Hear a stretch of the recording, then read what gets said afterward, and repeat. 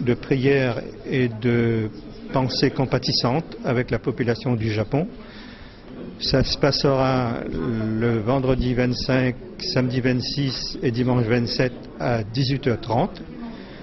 Un moment de communion en prière et un moment de recueillement aussi. C'est pas un rassemblement, c'est toutes les familles réunionnaises, tous les Réunionnais, là où ils se trouveront, à cette heure précise-là, à 18h30.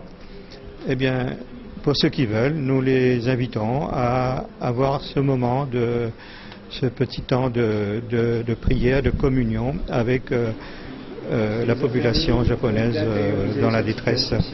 Et dans un deuxième temps, ce sera un temps de silence et d'immobilisation que nous voulons réaliser le samedi 26 mars à midi précise.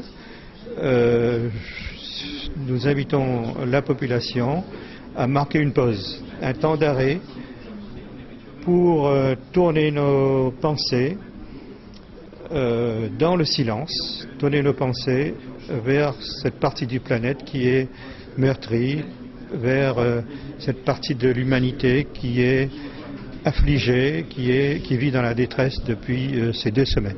L'actualité, je dirais, a été une actualité coup de poing là-dessus. Et même autour de moi, j'ai vu des gens qui vivaient ces événements plutôt comme une catastrophe spectacle. Alors qu'on ne descend pas au fond de l'existentiel, au fond de l'humain. Et c'est ce sur quoi nous avons voulu faire porter notre prière et notre réflexion, c'est de dire, ils sont là-bas, mais ils sont ici.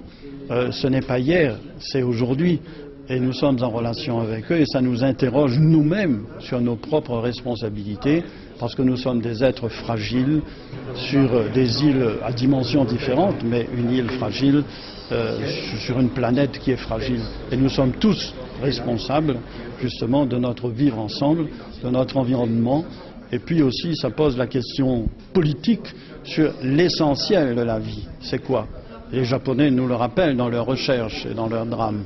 C'est l'air, c'est l'eau, c'est la nourriture, c'est le logement, c'est les moyens de communication, c'est les moyens de circulation, c'est l'énergie, c'est le traitement des déchets.